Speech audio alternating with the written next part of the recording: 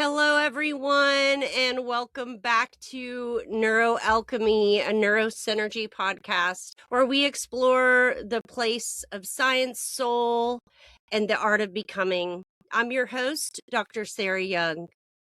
Here on NeuroAlchemy, we intentionally define every term as if you're hearing it for the very first time, because clarity creates safety, and safety opens the door for more healing opportunities. Today, I'm joined by Katherine Elizabeth Anker, whose work sits at the intersection of mind-body medicine, emotional integration, and consciousness, with a particular focus on sensitive and neurodivergent nervous systems. Katherine supports individuals who have often been living with symptoms for many years, helping them reconnect the emotional, neurological, and energetic layers of the self. In her work, healing is not about fixing something that's broken. It's about expanding capacity, coherence, and inner truth. This is a topic that's so close to my heart, and I'm honored to welcome her into this space. Before we begin, I'd love to start with a gentle arrival check-in. Katherine, how are you arriving today, physically, emotionally, or energetically, as you come into this conversation? Well, I'm arriving pretty well. I've already had several good conversations today, meeting the right kind of people connected to this kind of thinking and this field, which is also extremely important for me. I'm a little bit also concerned with people with long-term chronic stress-related symptoms that are not getting the help that they need, and they don't have the kind of terminology and language to actually suit the healing process. And this is something that I'm very passionate about, and that's why every kind of conversation like this is really important to me. So, and I'm feeling good today. And also, I'm excited to talk to you. Oh, wonderful. Katherine, before we move deeper, I want to ground a few core terms, just as you mentioned, that we'll be using today, so our listeners will feel oriented and safe. When you use these words in your work, how do you define them in simple lived experience? Let's start with sensitivity. Sensitivity, and that is like taking in more sensory information than most people, like thinking that there is a percentage of people that are much more open to sensory information and has to regularly process this information. And it's also connected to emotions, feelings, and cognition in the end.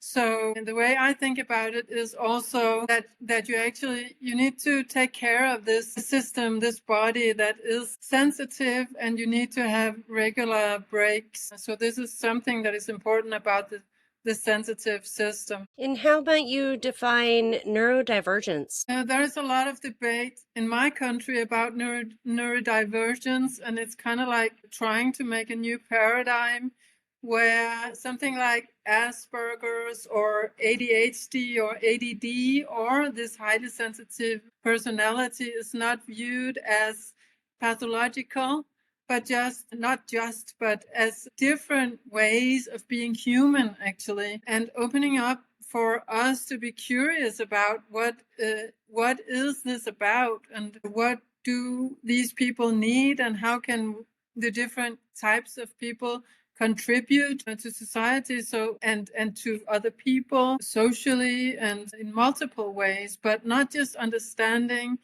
everybody as something that doesn't fit into the existing system and is pathological and in the end wrong. So that is an understanding of neurodivergence. I love that you are talking about neurodivergence and really putting it out there so that people have a greater understanding that we're not all made the same. And a lot of us, we process life in maybe a different way than what people are typically familiar with. So I'm so glad that we're having this conversation today.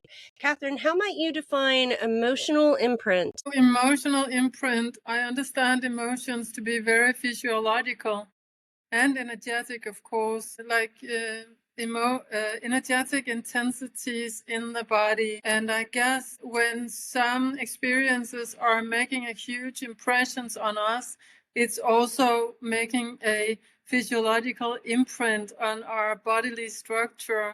If all goes well, it will just process and be integrated and be part of who we are. But if it becomes a trauma, it can be closed down and it can be blocked, make a blockage, then it didn't have its full process, you can say. Experiences that make imprints on us. And then, we can take it further also in a dialogue when it comes to what is the soul base of these imprints. But just for now, I see it also as a physiological imprint in the structure. And how might you define capacity? Capacity is also seen from the nervous system perspective. So that is something that can be evolved or trained, especially when it comes to emotions, because most of us, even if we're not in the same country, we grew up in cultures that wouldn't allow certain kind of emotions and feelings, and we have learned to repress them. But a lot points to the fact that we actually need to learn to process also the difficult, the ugly, the unwelcome emotions. And if we learn, we can grow our capacity to hold emotions, also those that are difficult, and then they actually won't create trauma in the same way, and they won't create the same kind of blockages. And so we can have a more flexible structure. And let's also define coherence for our listeners. Yeah, I have to just get a little clue in what connection. In connection to the work that you do, when defining coherence, what does coherence look like in a human body or in someone's everyday life? It's very much connected in a way to authenticity, because the way I see authenticity is actually that there is a coherence between what was happening in the body and what the body actually needs to both survive and thrive. And that we with our minds and our egos, or whatever you call that intellectual structure, we're able to connect to the real needs of our body, respond to it, and live our social lives in all facets in accordance with the real needs of the body.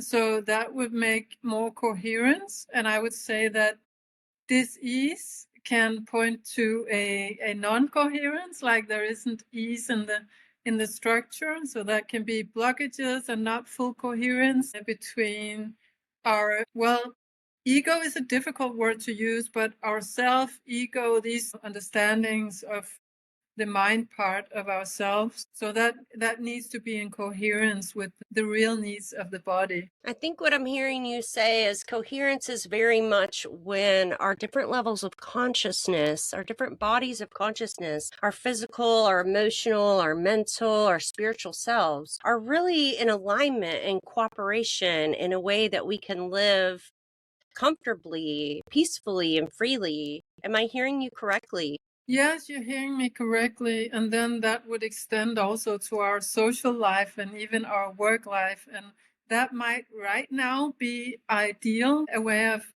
thinking ideally, but it's also something that I truly believe in. It can be the way that societies are formed. That's what I believe. And Katherine, can you tell us a little bit more about what got you into this work? What was your life like before you got into this work? Kind of what brought you into this realm? And tell us more.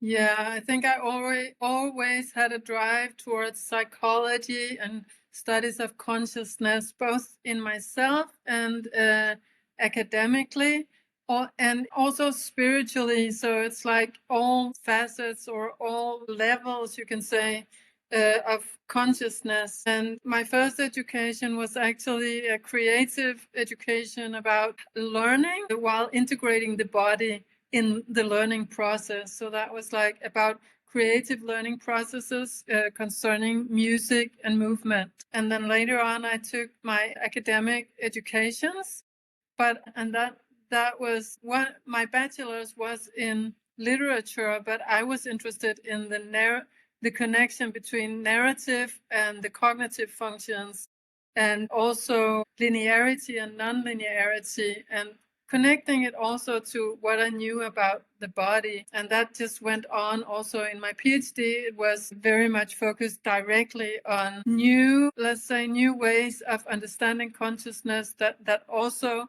integrate the body and the different, like the enteric system and intelligence, and the heart-based intelligence, and of course the brain-based intelligence, and looking at this in its overall coherence, also with the energetic level, and some new things that were available at the time, and probably also now, about the energy, electromagnetic distribution in the body by photons, and also the quantum level, the extremely low frequency transmission in the body. So that's like overall consciousness. To try to put this shortly, and later on, I'm a very curious person, so I'm also educated a nutritional therapist, and I also have like anatomy, physiology, and learning about pathologies. But then when we sort of have talked about the educational background, I was also confronted with MECFS, because I have two sons and they're very young, who have this illness. And real quick, can you let our listeners know, define MECFS for those who aren't familiar with that terminology? Yeah, it's also called chronic fatigue syndrome, and many people are not that happy about this term or this way of this name for it. But in reality, it's about the body not producing a lot of energy in the mitochondria, so everything actually becomes difficult. It's a multisystemic illness or dis-ease, a state of dis-ease that can affect like the heart and respiratory system and the digestive system. And it's very much based in the autonomic nervous system in the way that I understand it. And it's the way that I understand it is also that it is an intense stress. You're kind of like locked in stress in your body, and there is no real or not a long time in the rest and digest states. And this affects is also a kind of communication from the brain, so it affects all processes in the body, and you become quite debilitated, and you can have a lot of comorbidities. So it's not easy to explain this shortly, because it's quite a complex illness. It's one of these modern complex illnesses that the doctors actually cannot really handle today, and that lack an appropriate language so that we can understand what's happening. And in my view, it also lacks the connection between mind, emotions, and body, those connections that we are talking about here. I think that is a prerequisite for making people better, or people making themselves better, is this kind of understanding. When someone hears the words sensitive or neurodivergent nervous system, what might that look like for those individuals that experience that in real life? How does it tend to show up day to day for the people that you work with? You mean just looking at the neurodivergence and the sensitivity? Yeah, absolutely. Well, it can be, like I said, having a lot of information constantly. And I think it depends also how much you are aware yourself that this is happening. If you have awareness and are able to focus on everything that comes in, you will need to have a quiet time to process what comes in. And it can also be emotions that are maybe much stronger, or very strong, you can say, and always also carrying a lot of information for yourself, about maybe the situation or even about the surrounding world.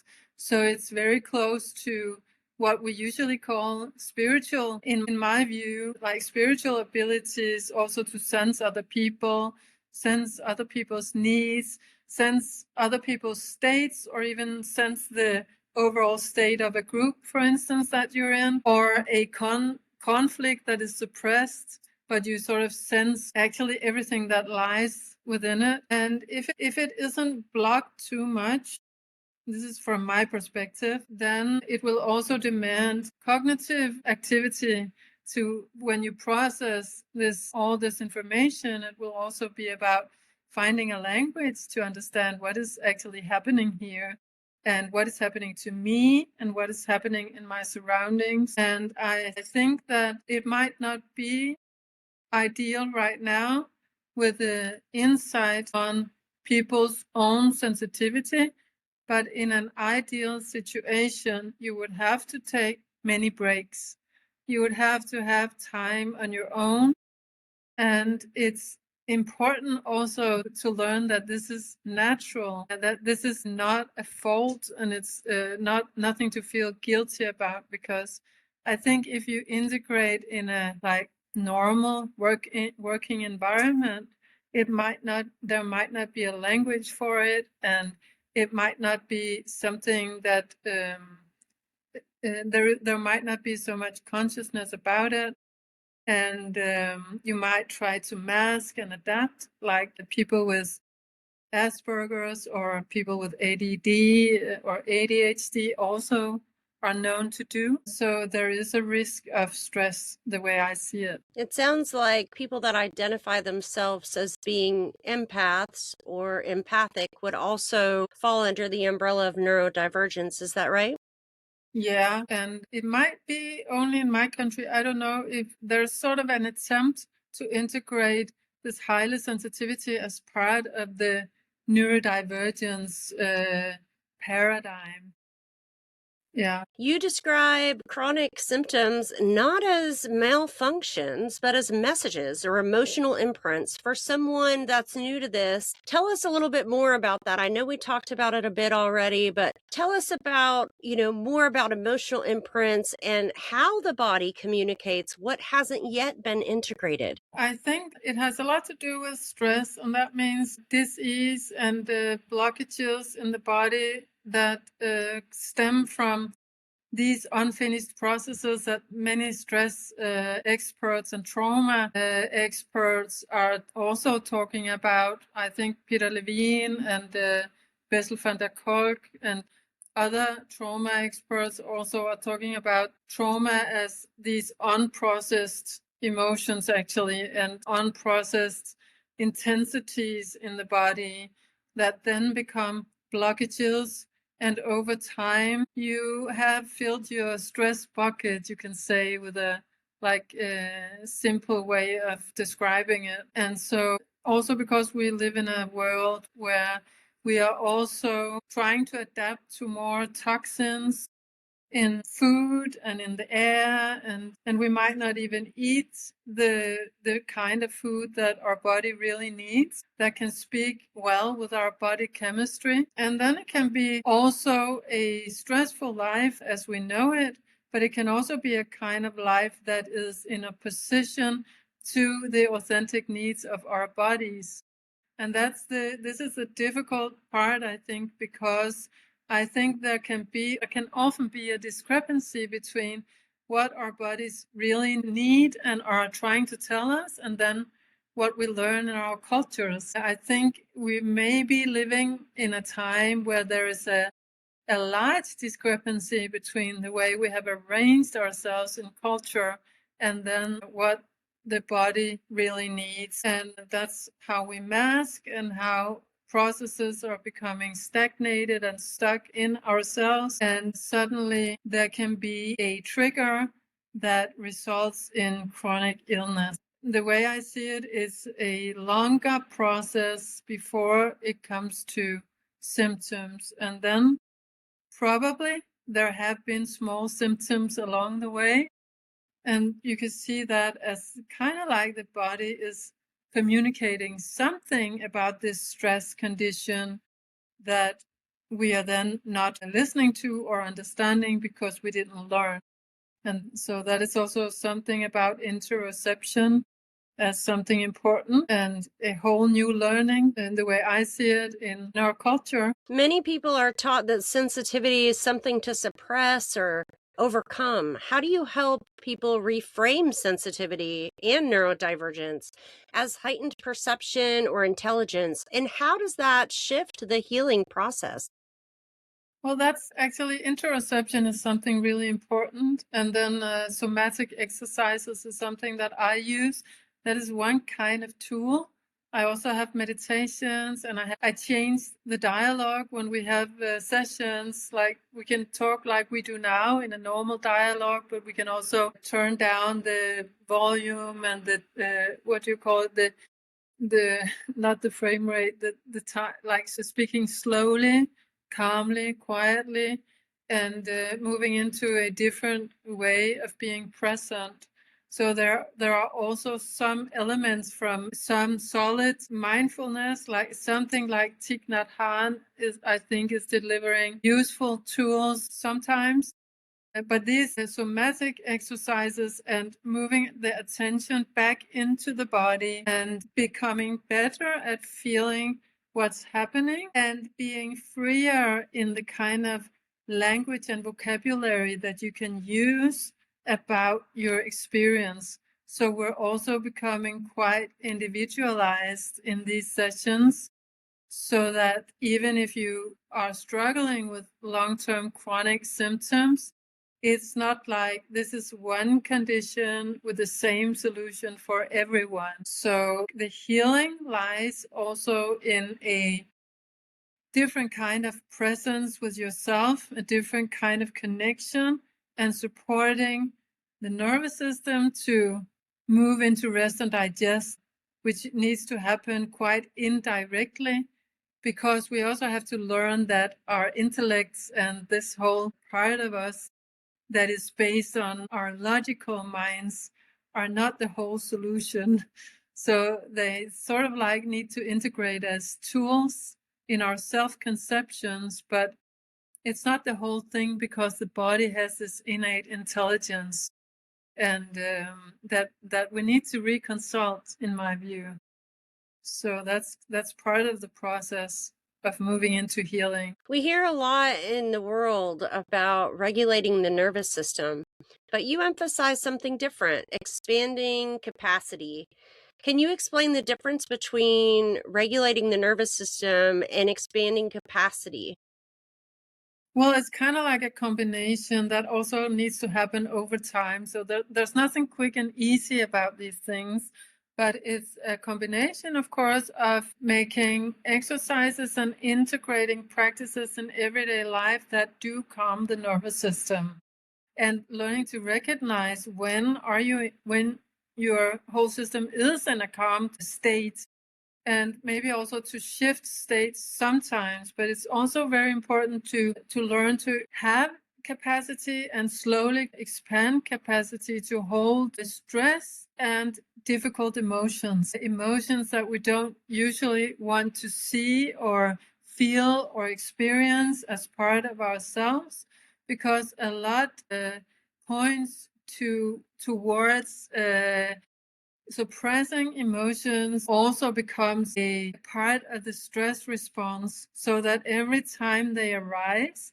if they're not welcome, the brain will see them as a stress response, and they will become part of the load, the stress load in the system over time. And so then they need to be released. So the better thing is to actually learn techniques to hold them. Also, like if we're talking about anger or emotions that can be either destructive to others or ourselves, we need to hold them as energy intensities and to learn gradually to not identify with them also, and to take time. That is the difficult part in a society that is always on the move, to actually accept that you need to take time to process these emotions. You can actually do this partly by yourself through different techniques, And then, of course, at the social level, you might need to have conversations. And if it's something relational with a close person, you do need to co-regulate also with other people.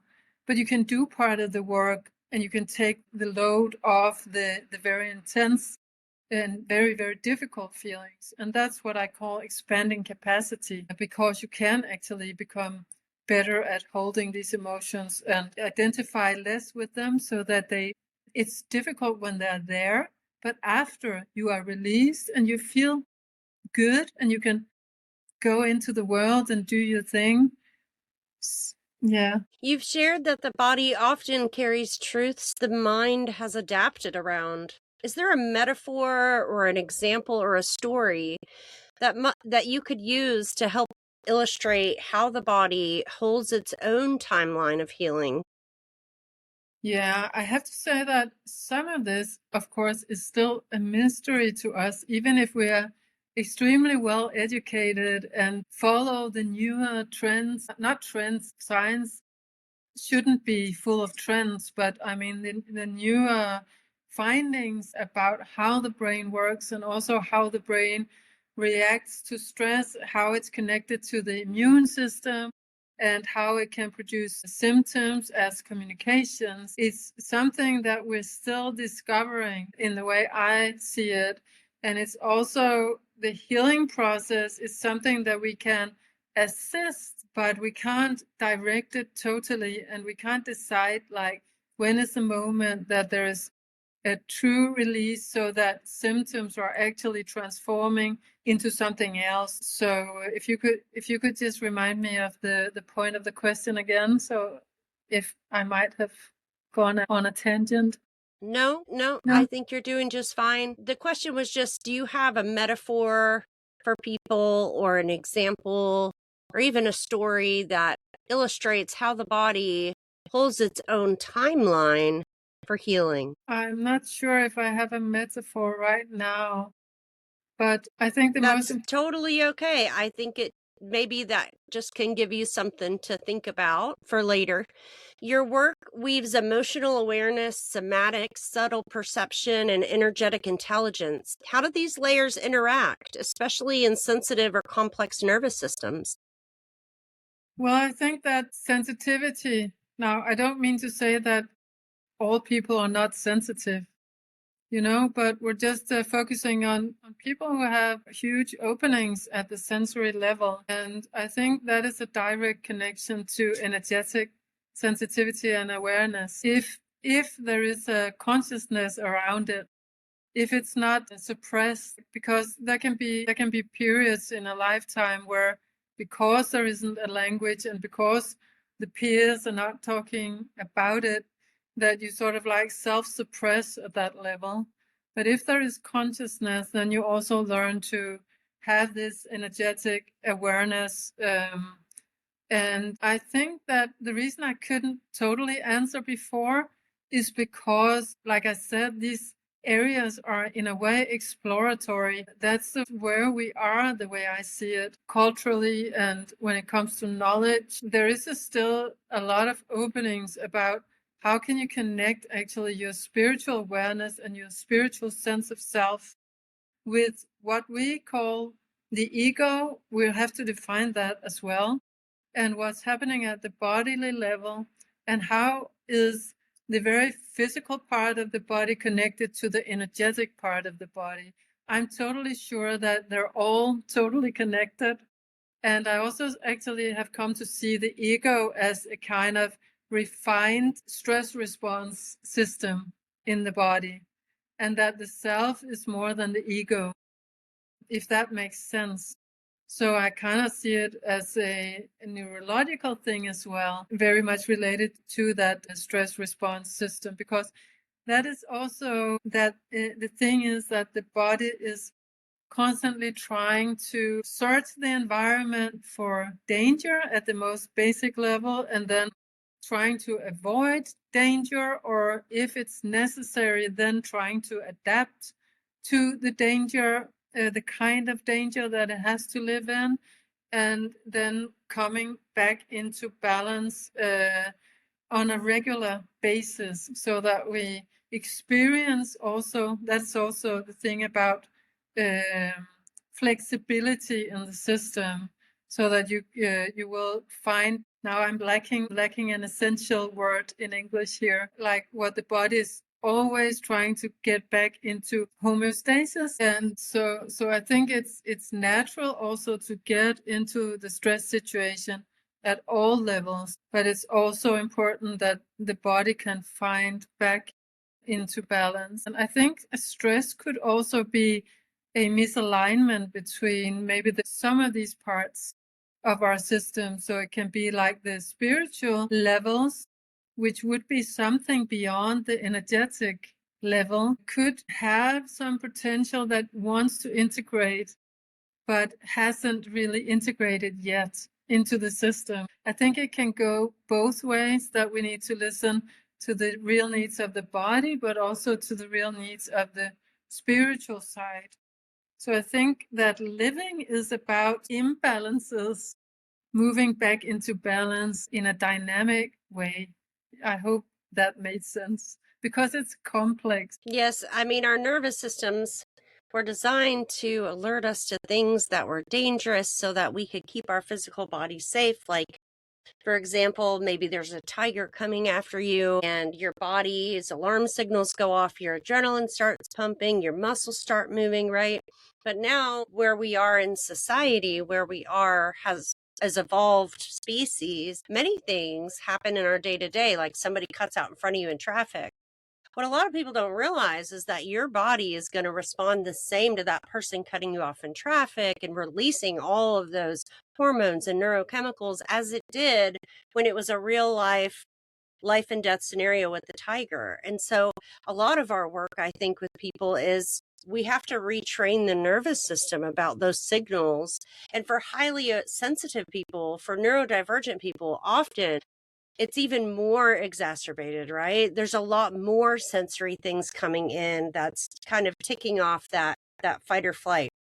So for someone who's lived in survival mode for years, can you tell us about what coherence feels like in the body? What are some of the earlier signs that something's beginning to shift for them? Well, it's what are some of the earlier signs? A little, maybe it can be a short feeling of trust.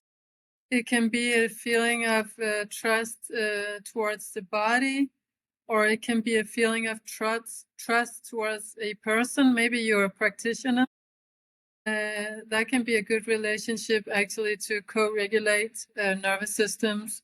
And then gradually, it can be also openings. It can be a feeling of innate love, but that would be then you would have come quite a bit of way. If that depends on how trapped you are in your system, and it also differs from different people. But I think that trust and calm are actually better signs of moving into balance than excitement, for instance. In a way, excitement is also a stress state, although it's a positive stress state. Yeah, I wanted also to say a little thing, comment upon what you said before, if that's okay, about the modern society, and that our daily stressors are not tigers, usually not anyway, in many parts of the world. But yeah, so many, like we have the whole digital world and social media world, and we have complex societies with loads of communication all the time. But we also have the social interaction. And when you are highly sensitive and you can feel, I mean, for the nervous system to keep you safe, it's also trying to scan for predators.